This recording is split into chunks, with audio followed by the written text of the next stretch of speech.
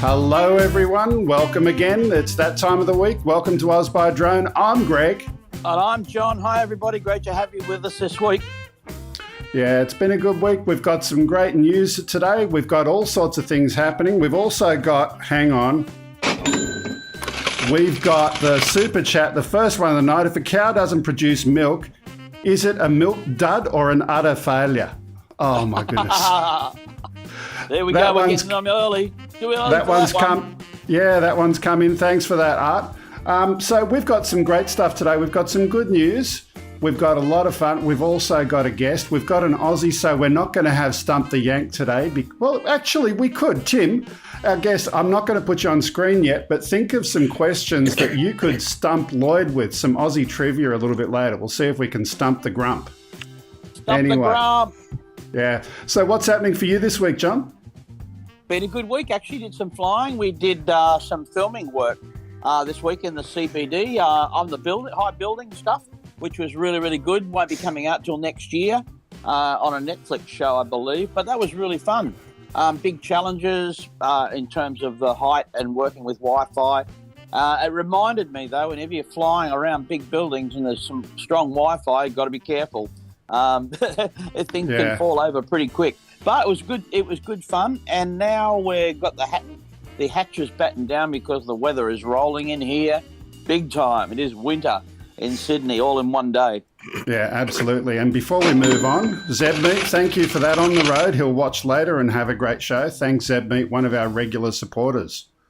So without further ado, I think it's time to turn off the music and press a button to take us into the news.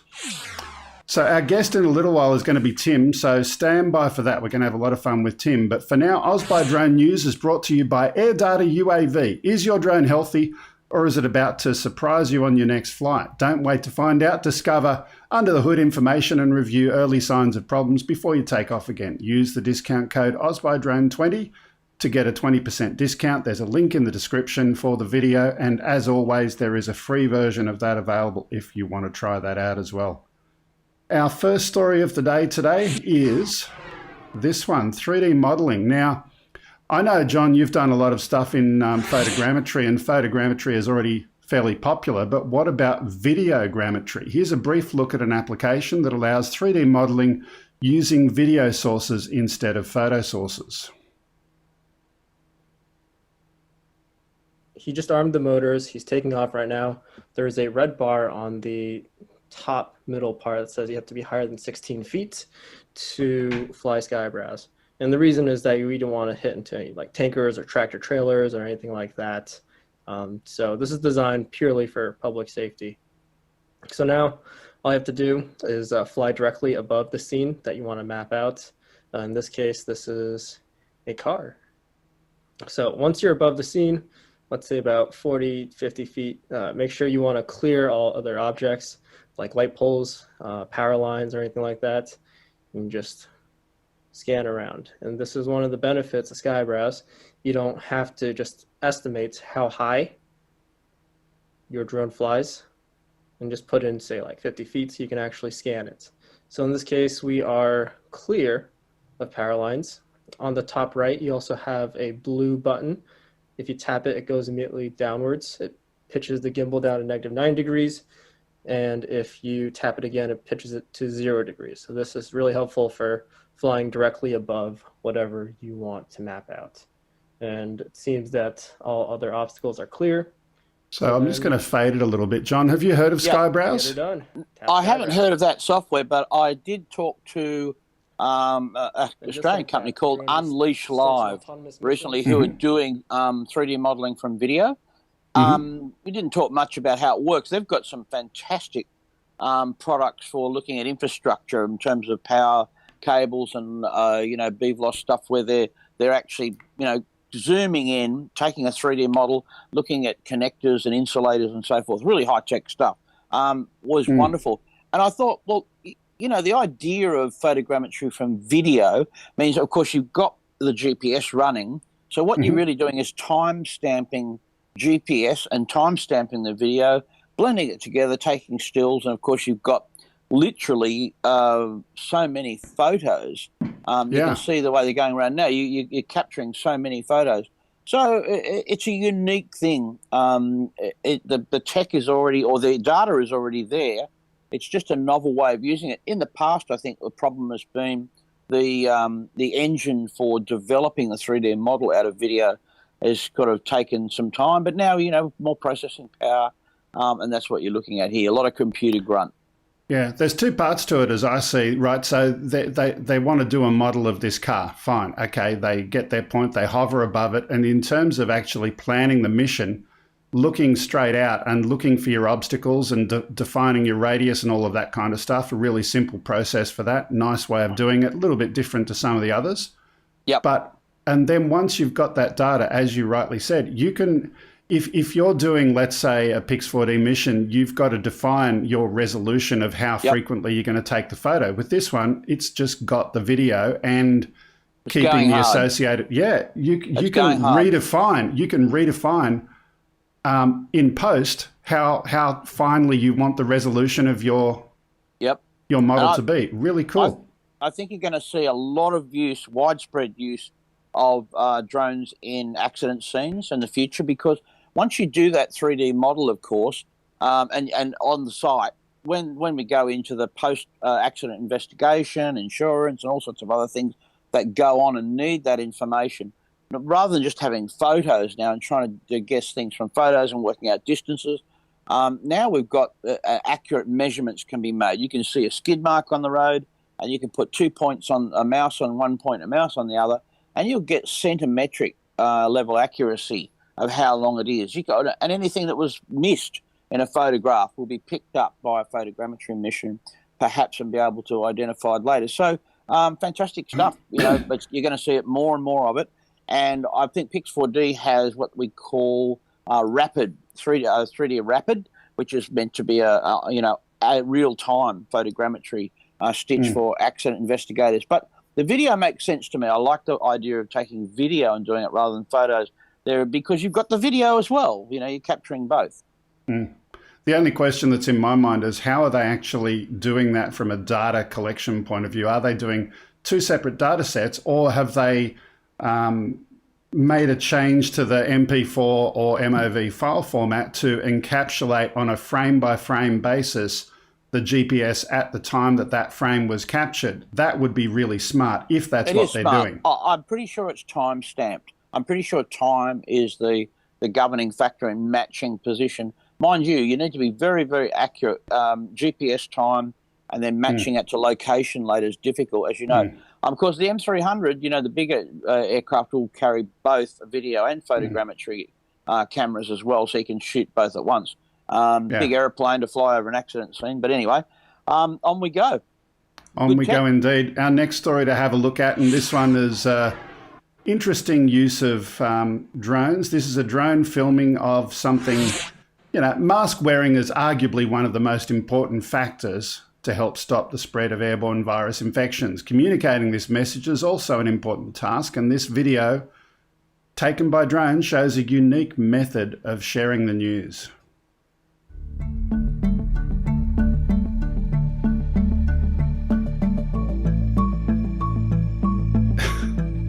Thoughts, John? Yeah. Someone's come up with a clever idea. I think it's cool. It's different. It is different.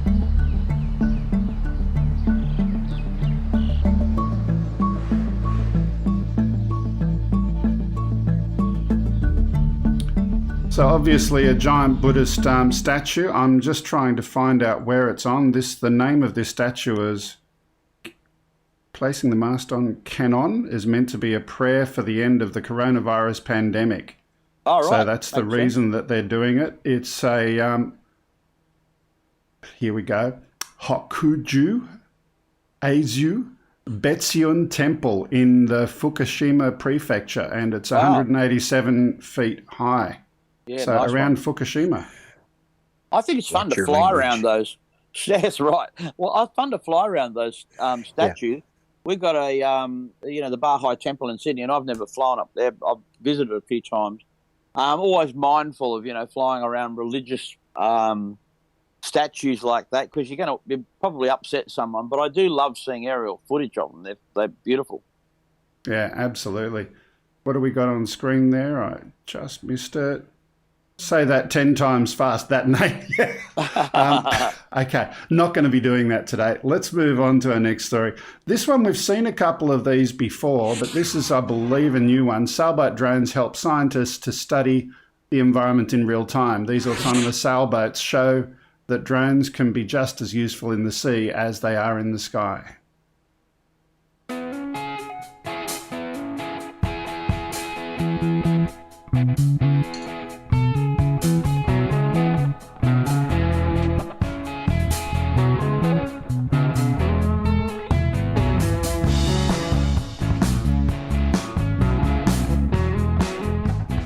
So this one's called Sail Drone, solar powered on the sail, as you can see there. They've got a panel there.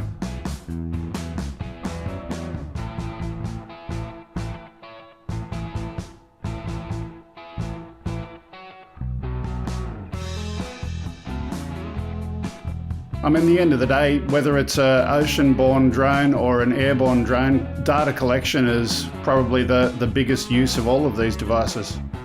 Yep.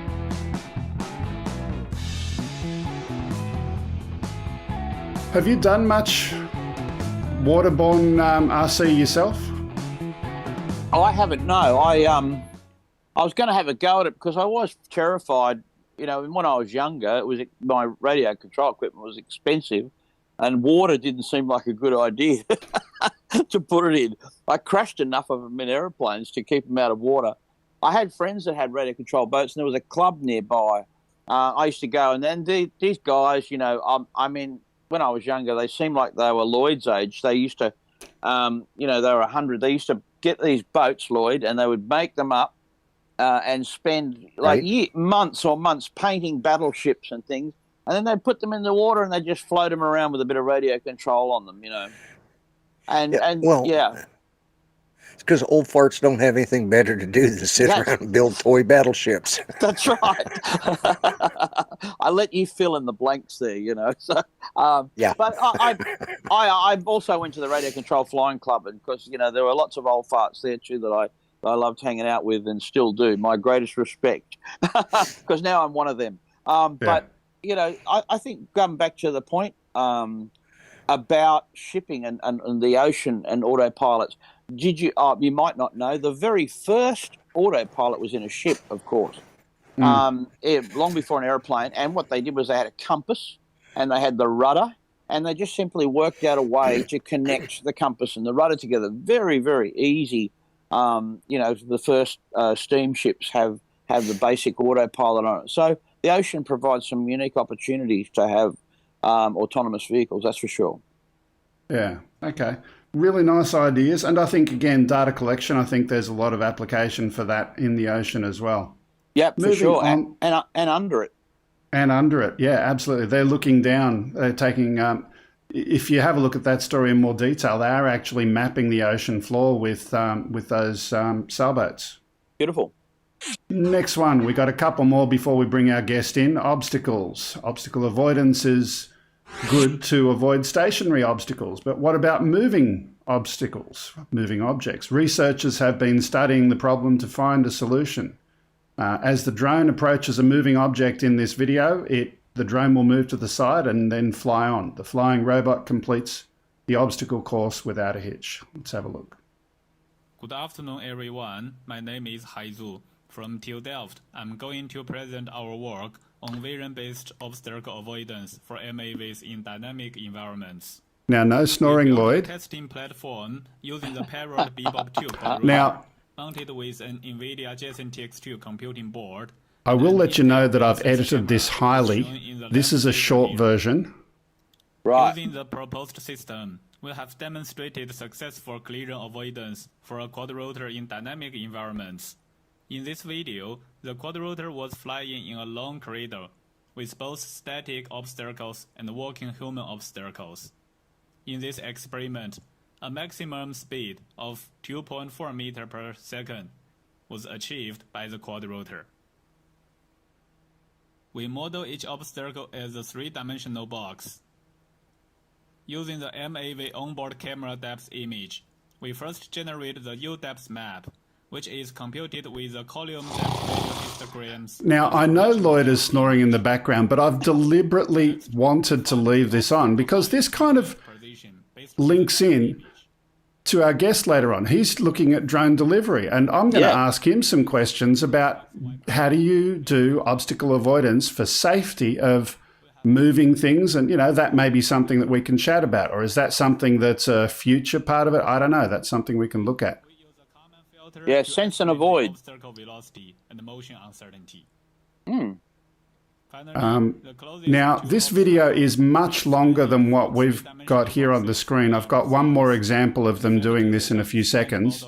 If you do want to watch the whole video, and Lloyd, I'm sorry, you can stop snoring now, but if you have a look at this, just look at this, look at the math involved here.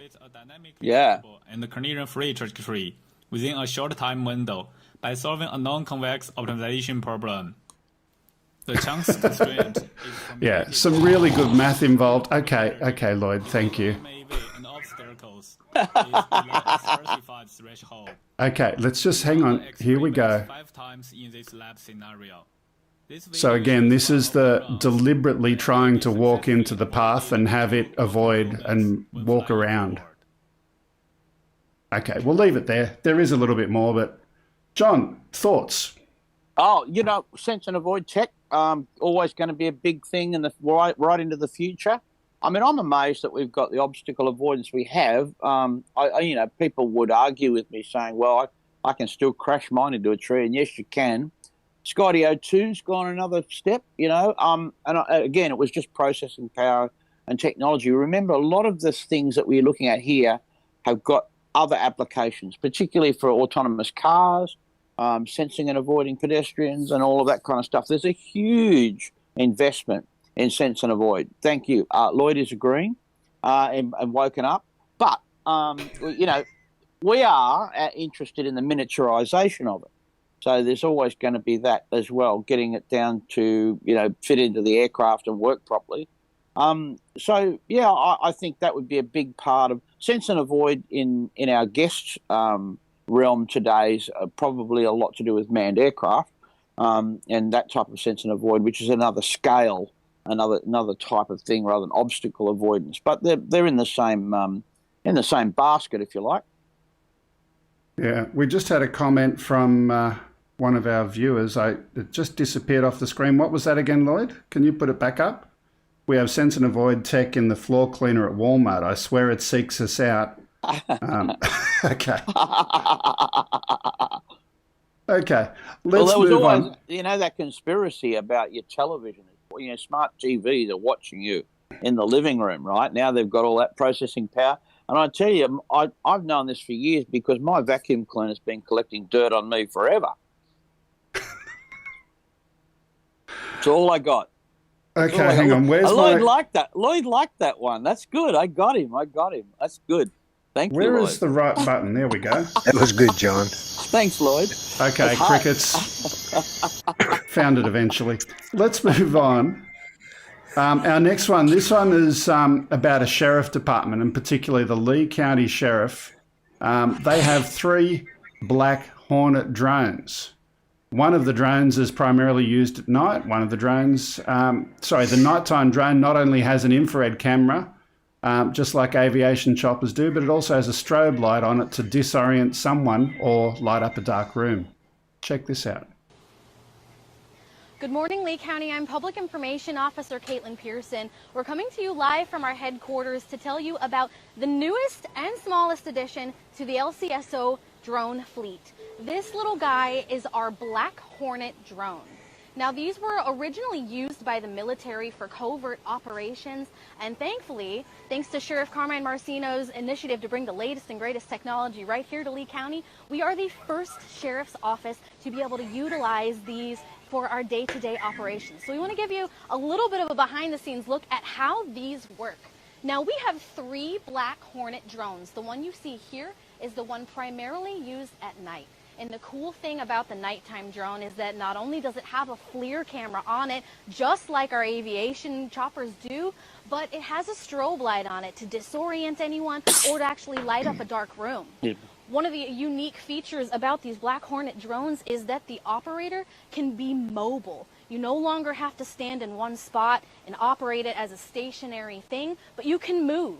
And the most important part about these little guys is that we can fit them into tight spaces. So places that we need to get eyes on before our members go into a scene, we can get these in there to actually Okay, I'll just say thank you to Wayne, and we'll leave that video there. I'll come back to Wayne.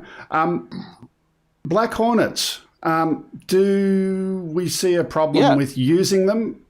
We have them here. We've had them here for years. The Australian Army use them. We've just retired them. Did you know that? No, I didn't know that. They're just about to upgrade them to a new device. I don't know. Our expert panel of listeners may be able to help us.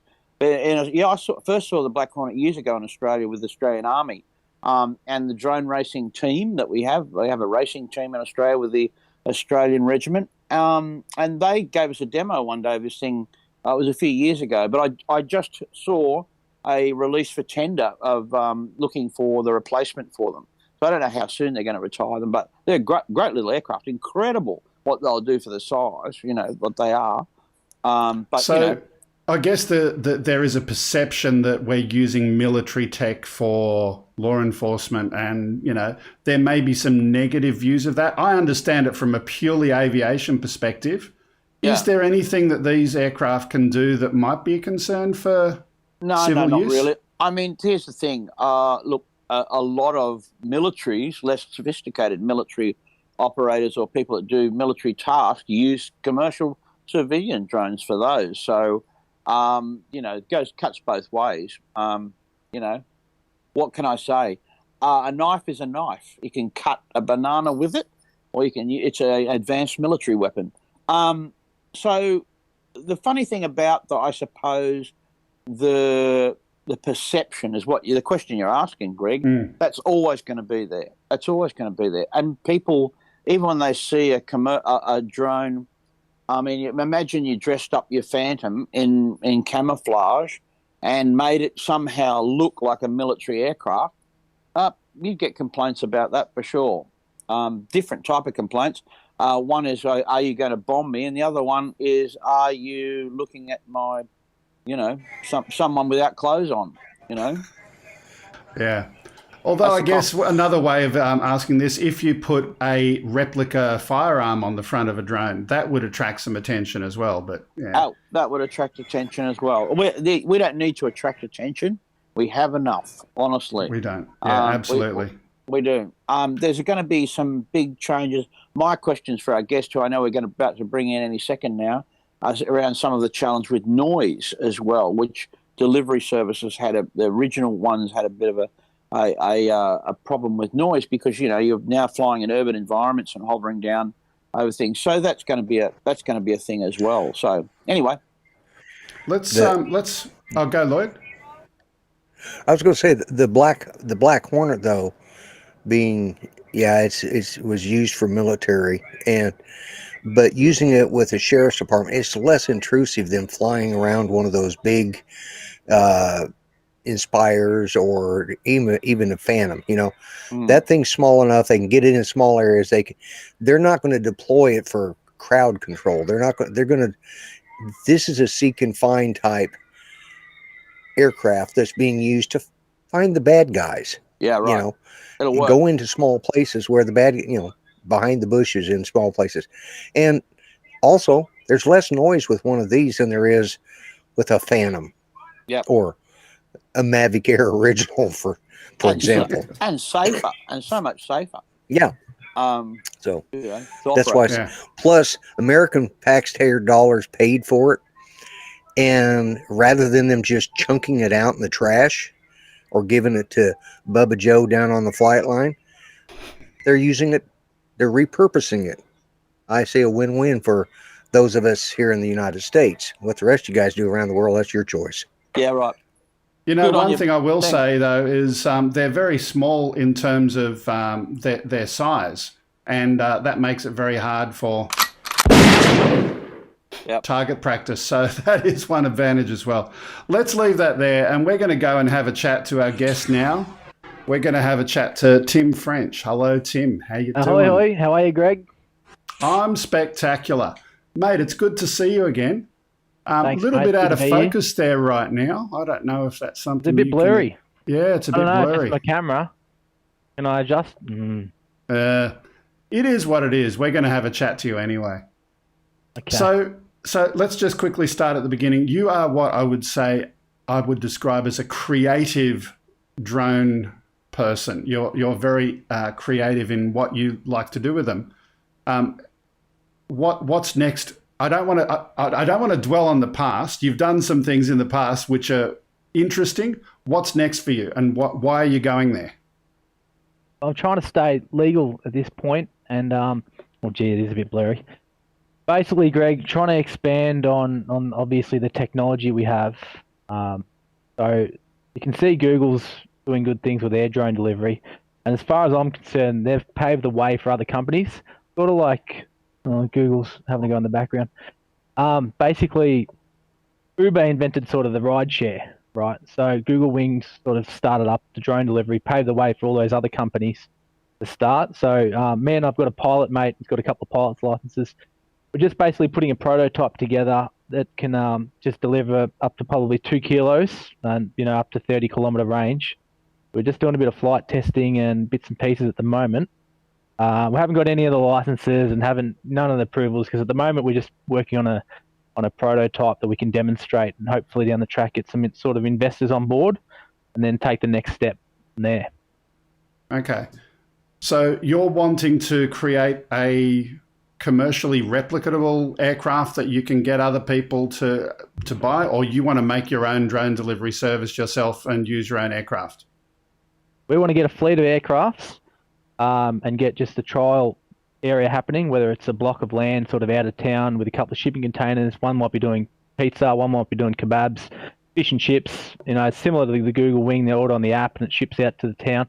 But we want to get something like that happening, and then once it's all working and proves successful, that's when we sell off to a bigger company. Could call it a sellout, but it'll also sort of an upgrade. Could be, who knows, Amazon, Australia Post, could be Uber, any small company or any large company that's looking at it. We're sort of already there. We've got everything. We've got the provisions, got the licenses. So they'd approach us, and that's how we'd move up from that stage. Okay. And from what I remember from our discussions before, you're planning on doing this with autonomous flight as opposed to hand-piloted flight, yes? Yeah, it's all mission commands. It's all GPS. I mean, you monitor it, so you monitor the current, make sure there's no motors that are drawing too much current and likely to fail. You monitor the areas, make sure it's geo-fenced so it can't go heading towards the airport or anything stupid like that. You take a close eye on it. Obviously, it's beyond visual line of sight, EV loss, I think they call it. So there's a lot of things a lot of licenses and a lot of things you need to take into consideration when you're flying when you can't see the vehicle. Okay.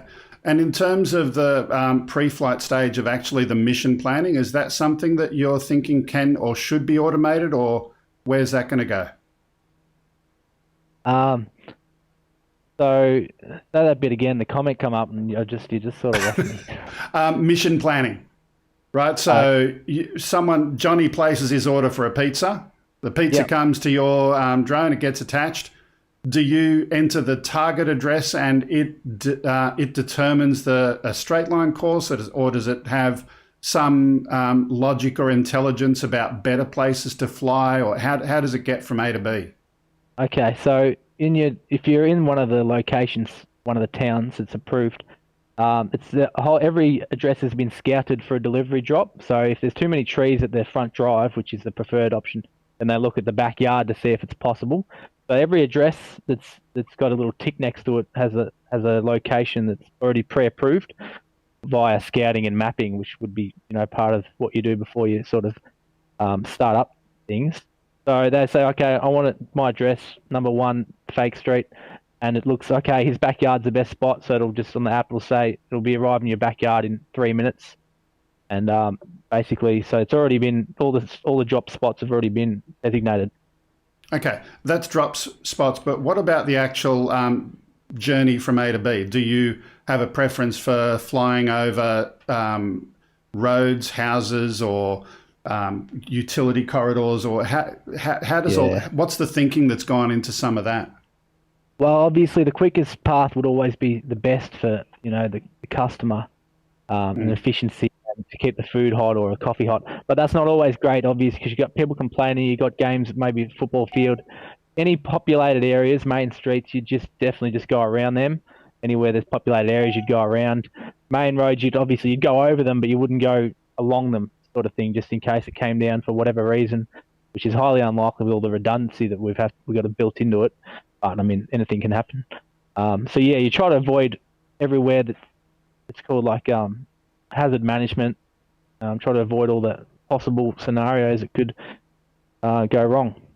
So let me kind of see if I understand you. Each different part of the service area, you would have different risk categorizations of areas, and the route mapping will go and say, hey, I'm going to do a balance between speed and risk. I mean, speed isn't an option. You can basically go as quick as the motors will let you within. Well, speed as in direct line from A to B, right? So you want to get the pizza there fast.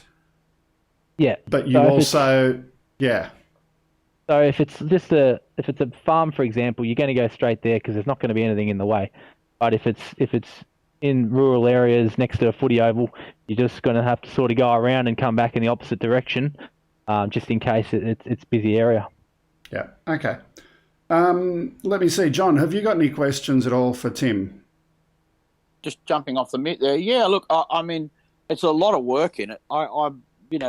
You're biting off so many things to get Absolutely. through. That's a big one. I suppose the BVLOS one is the difficult thing, because at the moment the only way we can consider flying beyond visual line of sight is a big look at the risk for that particular route, exactly where the airplane's going to go. Now, to do that for such, an open for a commercial platform where you're going to go to this house or that house, one house is next to a preschool and the other house is next to a wrecking yard, and so there's a whole lot of stuff in getting that, looking at a lot of work. The volume of work is what would put me off. I suppose you're going to be it's a long-term project. Do you know that if you want to do 30 miles, Tim, have you looked at the Cloncurry testing site? No, I haven't. We've just been flying at a couple of local sort of MMA-approved fields and just in some vacant paddocks out at the back of town here. But I know what you're saying. I guess the idea is that much redundancy that it's very unlikely it is going to fail in an area. I'm guessing that's what Google's done, because it doesn't seem to matter where you are in the town, they're still going to deliver. Yeah. Well, here's an interesting one, and this might be a solution for in the future. At Cloncurry, you go up there and they do your CASA approval, everything. You can fly anything you like, as pretty much as far as you like, up to 150 miles, up to 50,000 feet. The whole airspace, it's like a rocket test site, and you just pay the daily fee. You can go and fly what you like. You can't hit anything. There's nothing there to hit. But, of course, I looked at a couple of venture capital people who are going up there to test stuff just because it's easy, and they reckon that the biggest saving is the CASA time. Now, you're still going before you operate in an urban area environment like you're going to, you're still going to have to do a lot of work. But for proving the airframe reliability and stuff, actually flying that distance and having the thing fly out and back over and over again, changing batteries and just getting the tech right. So anyway, where are you based anyway? You in New South Wales? Are you down our way? No, I'm down Melbourne, sort of regional area, which is good. Good sort of. There's not too much around. Not too much around. There's an argument there to even find some land or get a permission to use some land and set up a permanent test site with CASA, because you can now do an STS, a SORA, if you like, a risk assessment on it and do it. Anyway, I won't get into that too much. I've just wanted to make my comment. I'd rather hear more of your interview, but my comment being that there's so much work in that. It's a mammoth task. Absolutely, John. The idea is just to get the frame, the vehicle at a level that we're happy with. Then production, like a promo video, goes out. Then we look for investors, which is different pilots and that. And then once you got, say, 100K or a couple of 100,000 behind you, then you can look at the licenses and getting people on board and getting all the approvals and and everything you needed. And obviously the investors are going to know that it's a long task and it looks promising. So I know what you're saying, but we are looking long term. This isn't going to happen overnight. It might not do a proper delivery for the next 5-6 years. You know what I mean? What do you Can think? I just jump in for a second with a couple of quick things? Firstly, Grumpy is asking, are you building your own aircraft? And the answer is absolutely yes. Second one, we just had a quick little ka-ching, old man new tricks, Grumpy the Wolverine vlogger. Yes, Grumpy is looking a little bit hairy today. But let me just play a quick little video. We've got a couple of clips here that I pulled off Messenger where Tim and I have been chatting. The first one, let's put that up now. Building my delivery drone part 1. 1, 2, 3, 4. 2, 1, 2, 3, 4. I was trying to get the audio off for that. There we go. There we go. So this is the build. This is one of the prototypes, yeah. That was just a bit of a failure there. Yeah, so this is a little TikTok you put up. Yep. So again, this is a fun TikTok video just showing some of the things that you've been looking at. And, you know, as John said, there's just so much to look at. You can be going forever and ever. It's a daunting piece of work that you're looking at. Yeah, absolutely. There's a lot involved, not just with the vehicle side, but also planning the missions and making sure transitioning at the right time. And see, I look nervous in that one. And then you've got the winch too. There's a lot of electronics in that, and then hovering and how much weather competition vaning. is there, mate? And if I was a venture capitalist, I'd want to know how many people were going to play in this space that I'd be betting against. Do you think it's... This is just quickly a chase of a quad chasing the one of the delivery drone prototypes. Just to go and have a look at that. All VTOLs. Yeah. Yeah, it comes to a hover shortly and does just like a practice sort of drop. I'm not sure if he got it in the video. No, that's the end of it. Yeah. Yeah, there probably will be competitors in 5-6 years. Who knows? There might be 10 different drone delivery companies.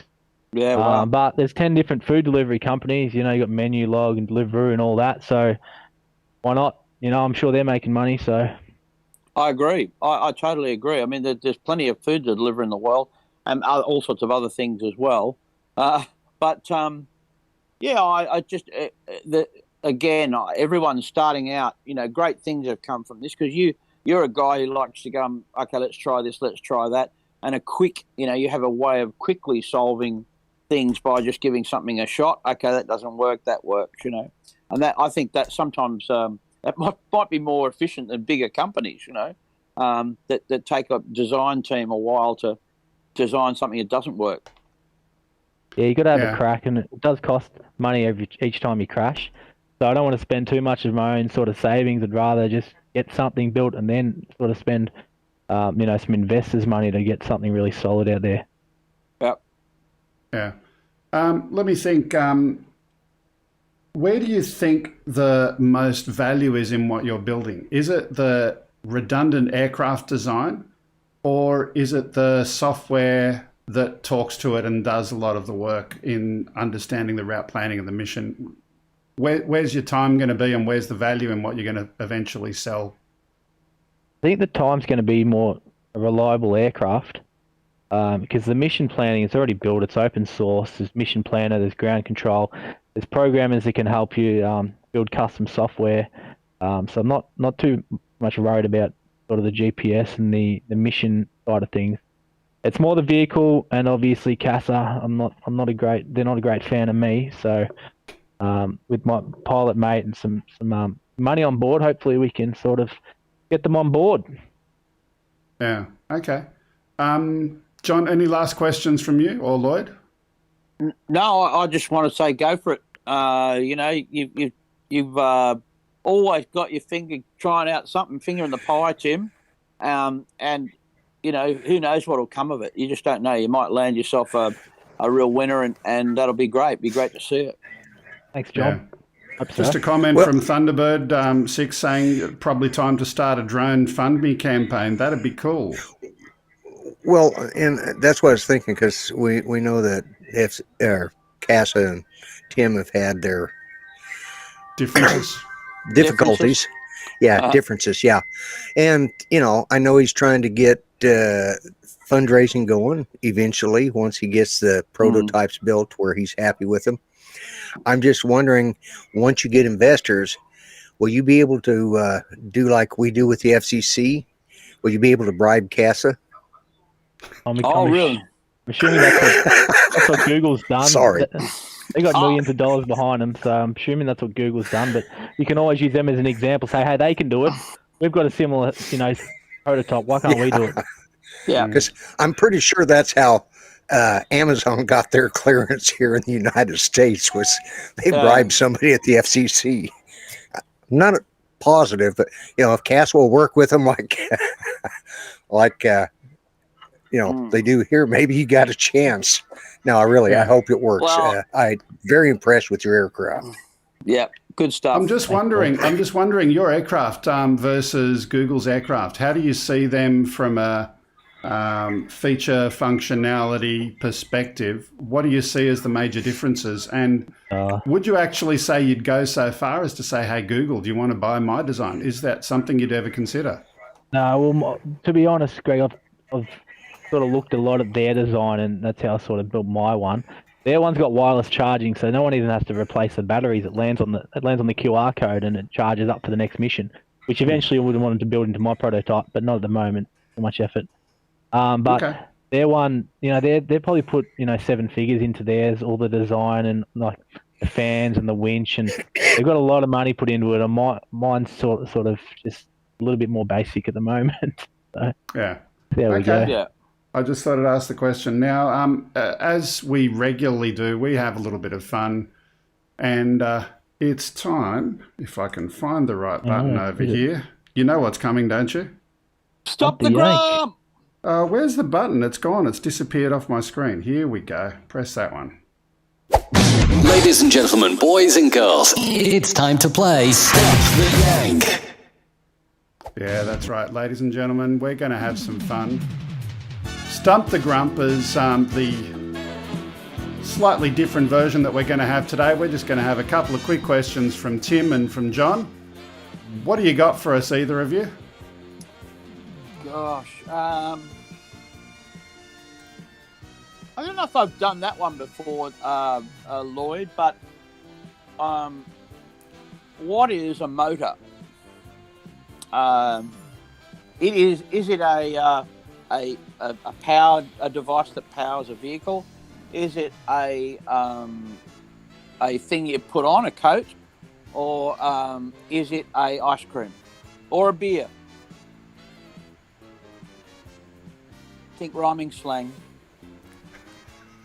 No. You're muted, Lloyd.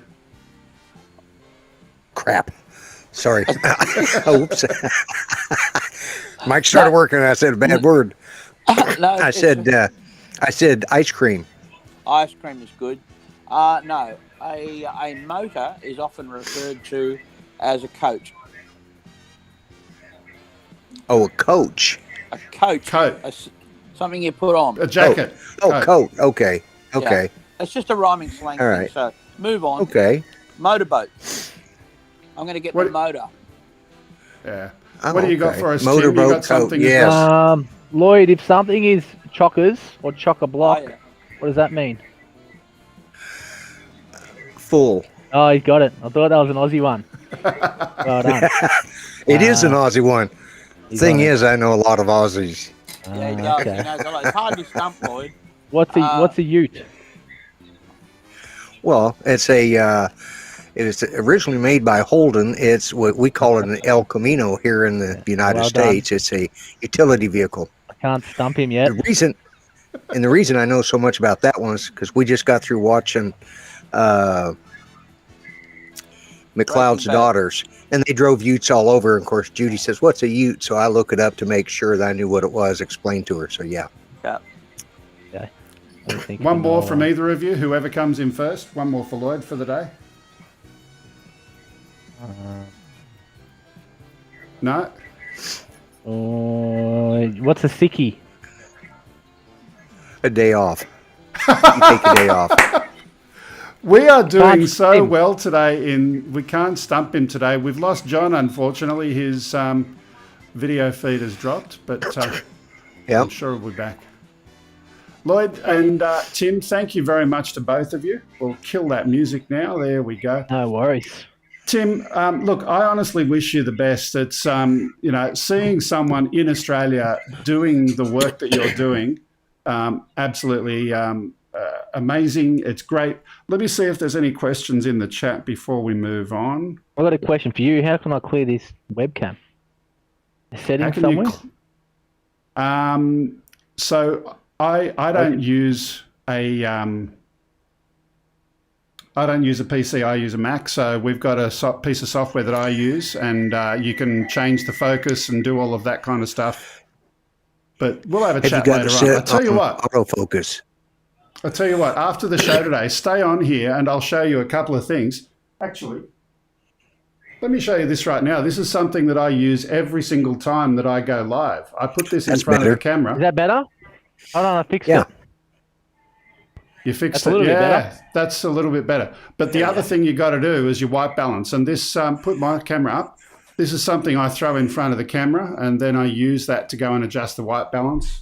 And, if you stay on afterwards, I can tell you all about that. Okay. We've got a Kelly flight Shaw's scheduled is great. That's all right. Yeah. You've John's got back. what? We've got a John's flight back. scheduled. You got a flight. Where are you going to? I'm back. Just the Sunbury. There's an airfield there that we normally go to. And do some test flights. So we've got a few more mission commands and new firmware to try out that one of the developers is helping us with, which is good, the Ardu Pilot developers. Okay. So you've got those guys on board. I'd love to have some of them on one time. That'd be really cool. Yeah. Yeah. I'm not sure if you've heard of Philip Rouse. He's the man that invented the Cube. I'm not sure if he'd like to come on. And there's a couple of other developers in the Discord. They know a lot about all sorts of firmware and programming, which I'm sort of learning, but it's a long road. Might be able to get some of them on board if you jumped onto the Ardu Pilot Discord channel. Okay, we will talk after the show today. Look, mate, thank you again for being part of the show. It's been great to have you on. Stick around in the chat for as long as you can, and if you are here at the end of the show, I'll tell you how to do some of that other stuff. Great, cool. Thanks, Greg. Okay, let's move on and we'll go to our next story. And we'll do that by pressing this button over here. So this one, Jeff Dickens started his career in drone and agriculture in 2018 with his business, Dickens Ag Drone. Recently, he did the first application in Kansas. He says that this will not replace crop dusters, but it will help farmers to target specific areas. Let's have a look.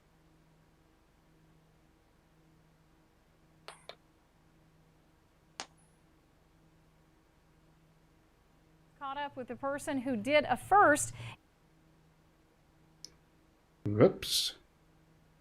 In a few seconds, you'll be able to see, a drone that I saw up close and personal today. Now this drone is leading the way in agriculture in the state. Jeff Dickens started his career in the drone and ag industry in 2018. He saw a need for farmers in Arkansas, and he knew drones could help. Drones started off as just a way for farmers to scout land and see where they need to look. Now they do a little more. A lot of automation. Several companies now have flight planning software to where the user can just map out the field with a few clicks on the screen. The drone will go out and scout the field. Recently, Dickens did the first drone application in a rice field in Arkansas. He says this will not replace crop dusters and rigs, but it will help farmers target specific areas. Instead of getting an airplane to try to hit those certain spots or a ground rig to go hit those couple spots, you can deploy the drone, fly out, hit those specific spots, and come on in. Dickens told me there is a lot to look forward to let's with leave the that drones there. we could possibly see. Here's the interesting thought that I've got in the back of my mind. His commentary, certainly it's not going to replace a crop duster, but if you start looking at swarms, it absolutely could. Oh, yeah, most certainly. I believe it could too. We only scratched the surface of what the aircraft will do in the ag industry. Feed the world. Remember, I said that years ago. That's what's going to happen. With seeding, remember, you can seed, you can control pests, you can control weeds, you can. I mean, we're just scratching the surface. It's going to be great. And is there anything else? You know, we've seen today, law enforcement. Is there anything, any industry that's not going to benefit? I mean, from getting your coffee and your pizza delivered to actually, you know, looking after and helping the food that grow. I mean, it's everywhere, man. It's going to happen. It's great. We're in the Wild West. One thing I'll just say. Speaking of controlling pests, can we control Lloyd? Well, John, I can think of one industry that the drone probably won't be used in. What's that? The sex industry. Lloyd, just keep that thought. I don't know why it came to you, but listen, I wouldn't put that out there. I would think that perhaps there is going to be some application for it. I don't know what you have delivered to your house, but you know, look, there you go. Yeah, okay, all right, I'll give you that.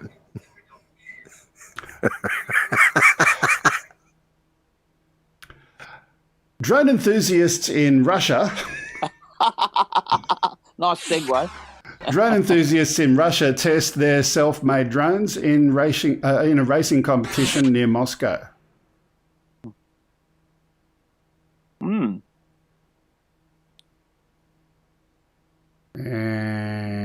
the audio for this one, there is no audio. Okay.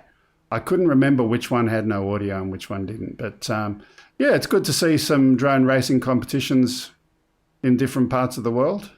I'm looking at a racer at the moment, Greg. I'm nearly putting the purchase button, nearly ready to push. I've been flying DJI FPV, and I think I need to step back one and have a real racer for a while. That'd be much better for me. Yeah. One of these.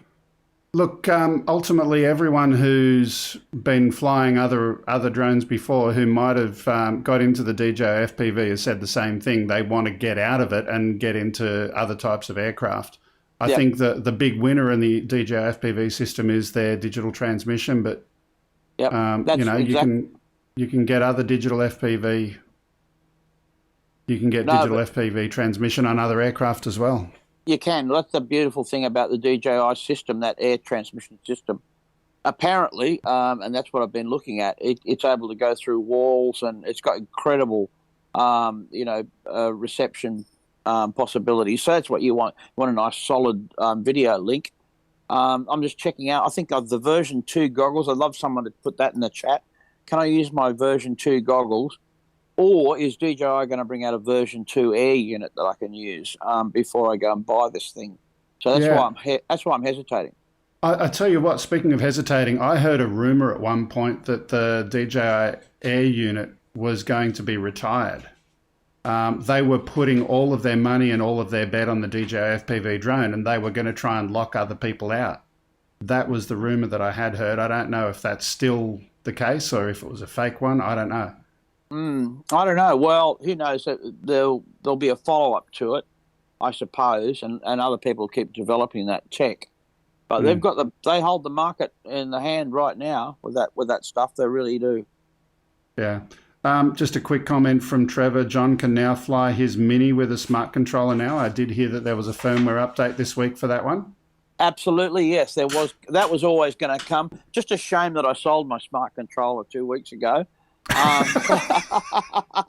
But we knew that was coming. We knew that was going to be on the card. So I want to fly the Mini with the goggles. That's what I want to do. So, you know, if I can do that, I'll be very happy. So, because I enjoy the goggles. So aircraft aside, the smart controller, thoughts and comments before we move on? Why'd you get rid of it? Look, no, I liked it. I used it a lot. I had it with a Mavic 2 Zoom. It did a lot of work. I had someone who came up to me and wanted an aircraft with a smart controller, and it worked out well for them to move into it. So I sold it. I suppose I wasn't doing enough work at the time with the aircraft. I would get another one for sure. I liked it. I didn't have any problems with a smart controller. It was an Android device. That was my only because it has to be. It wasn't going to be a iOS device, and so I had problems with other apps. But it's just to do one job, and it did the job well. It was good for that job. Okay. Let's move on. We've got a couple of stories left. The next one is a drone catching solution. Landing a drone safely can be done in a number of ways. Straight down landing, hand catch, use a landing pad, and so on. But have you ever thought about landing using needles? This drone catching solution does just that.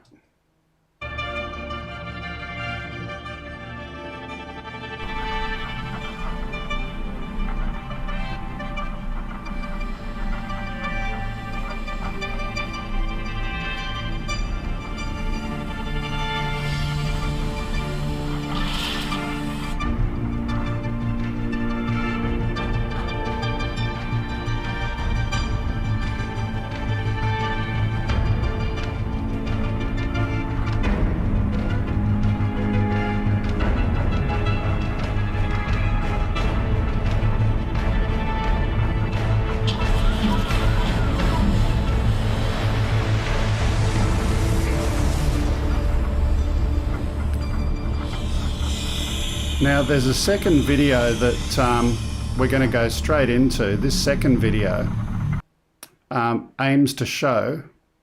Go. Here we go. We've got an egg in a glass, and those needles come down, and the tech that they've got built in to detect the pressure and automatically stop once it actually impacts the egg. It doesn't break it.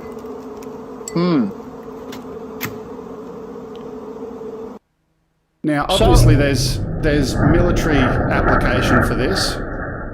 I'm missing something here. So there's needles, an egg, and some kind of trailer with someone's done a lot of work on that.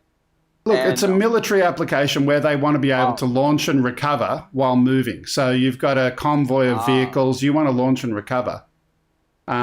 I guess my question I was about to ask you is there an application outside of military applications? Can you see that there would be a use for this? Well, I would just land the drone. I mean, I just haven't thought it through. I've not seen anything like that, or even been challenged with a question like that. Can I see any use for it? I don't even really know what it's for. I mean, I do. I get that it's to catch a drone and not damage it.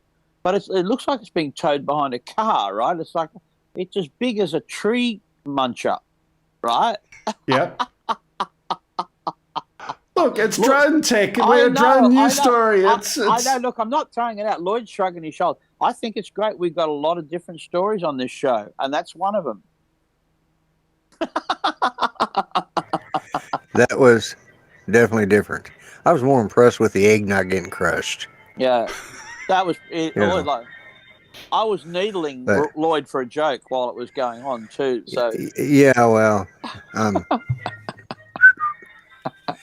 I zoned out of that story. I want to know. I want to see a drone go fast.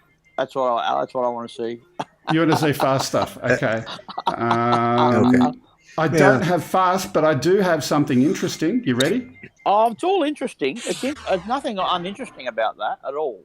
I don't want you multitasking drone. Now, this one did get shown on Ken's show recently. Robotic Research specializes in developing a wide array of autonomous and robotic solutions for defense, security, and transport purposes. Their Pegasus family of drones strive to attain those objectives in a single drone platform.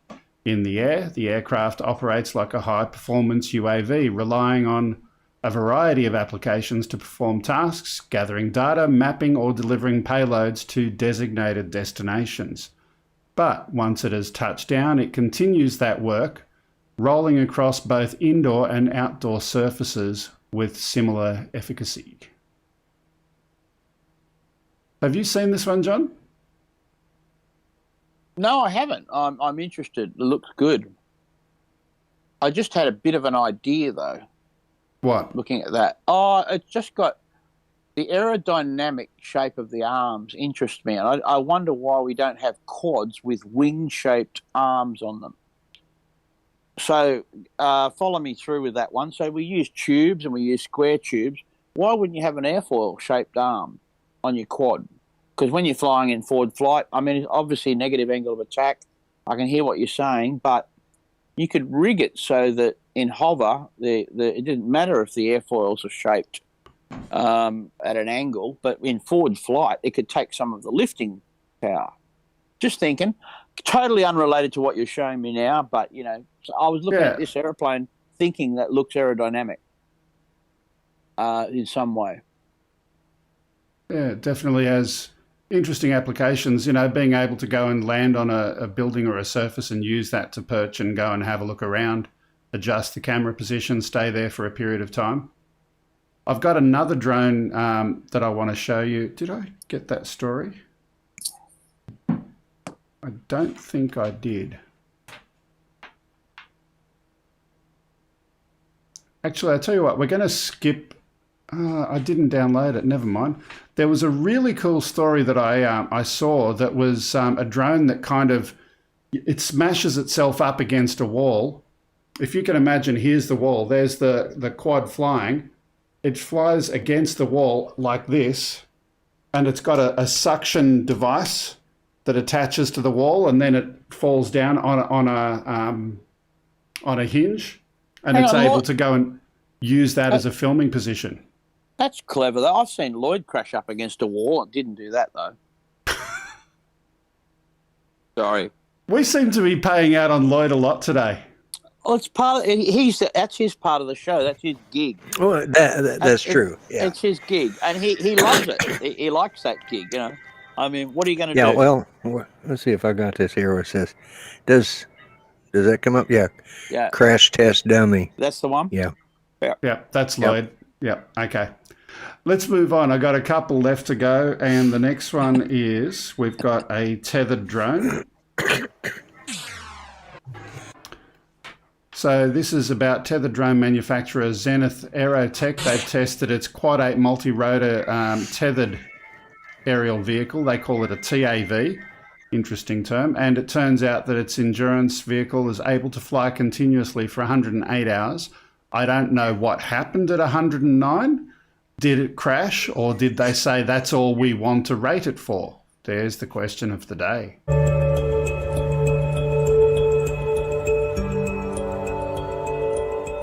If you were making and manufacturing a tethered vehicle, John, how would you rate it? On the weather. Is it raining there now? Is that rain? Yeah. Yeah, it's got to be weatherproof and windproof. The hardest one is the wind for me. You know, like if you've got 108 hours where the wind is calm, everything's going to be fine. Once the wind picks up, tethered drones are not happy. They're not happy. We've done it lots. We've done hours and hours with tethers, and there's problems. But you know they're going to be solved for sure. Maybe you need more powerful aircraft. You can certainly power them through a powered tether and have that sort of sorted. I think there's great application for them.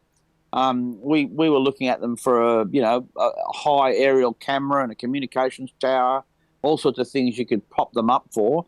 Whoa, we just got the wind here. Oh, that's cool.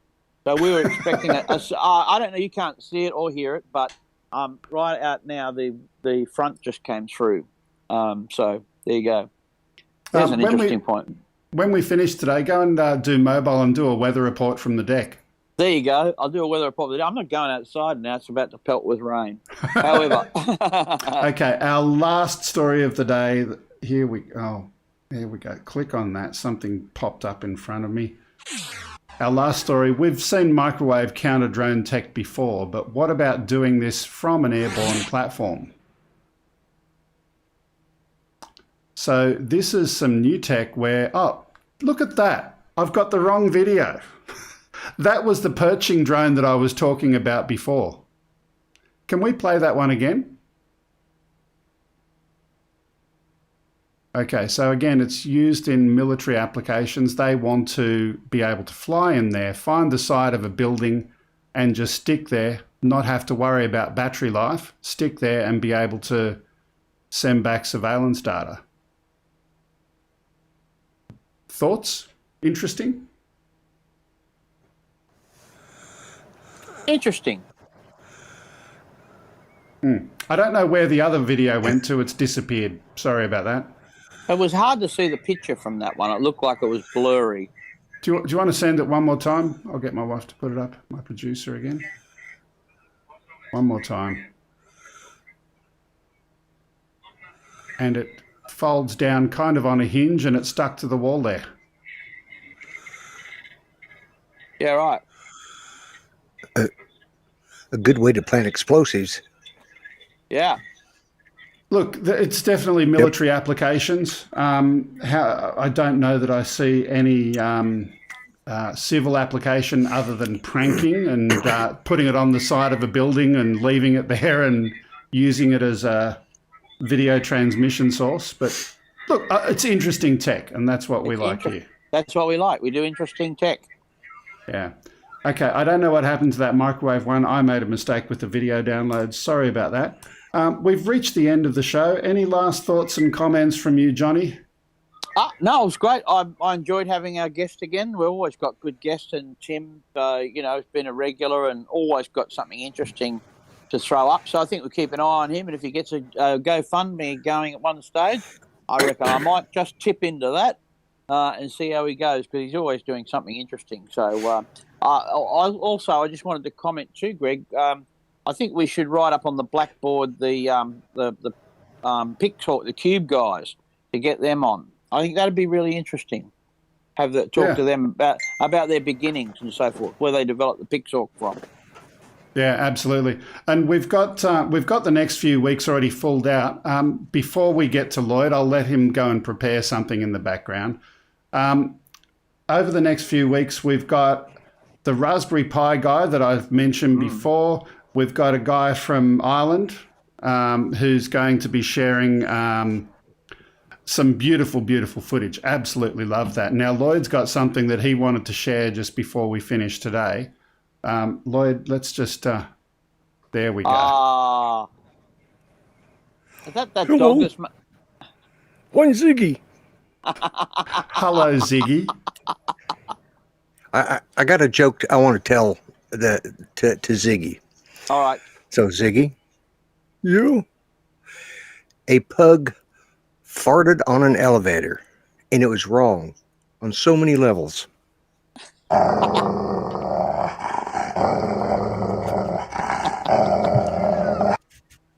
You got chewed out about that one? He doesn't have a sense of humor at all. Good. But I like that joke. I'm going to use that joke. Yeah, that was a good one to end the show.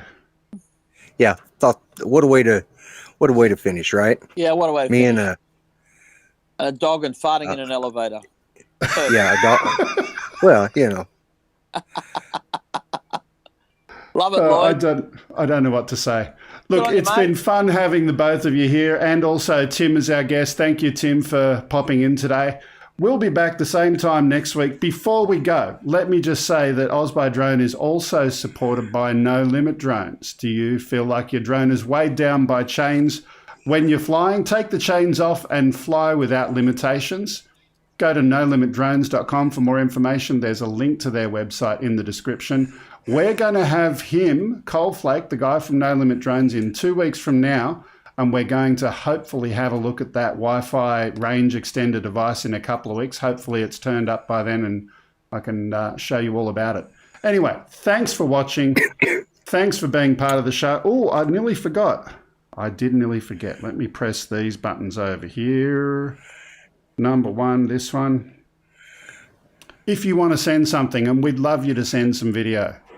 I need some more videos other than just the news. I'd like to share some of your footage of what you've taken wherever you may be flying. That'd be really cool. Please do follow us on social media, at OzByDrone on all of the common ones. And lastly, if you want to send anything physical, we'd love some more postcards. We had some really nice ones from Trevor before. There's the address 5/127 Princess Highway, Sylvania, New South Wales 2224. Speaking of Trevor, I do want to briefly thank Trevor for a lot of the stuff that he does in the backgrounds. I don't know if you know, but just the simple task of getting these little title things that pop up that we had on the screen today, he goes and prepares the words for that during the week based on the stories that we've got. that's just one little task, and also helping to coordinate our guests. Trevor's been helping with a lot of that, so I just wanted to acknowledge that and say thank you very much, Trevor. Anyway, it's the end of the show. Thanks, Trevor. Thanks, Trevor. Thanks, Trevor. Thank you, John. Thank you, Lloyd. Thank you, Trevor. And thank you to all of our viewers. We'll see you next time. Bye-bye for everybody. now. See ya.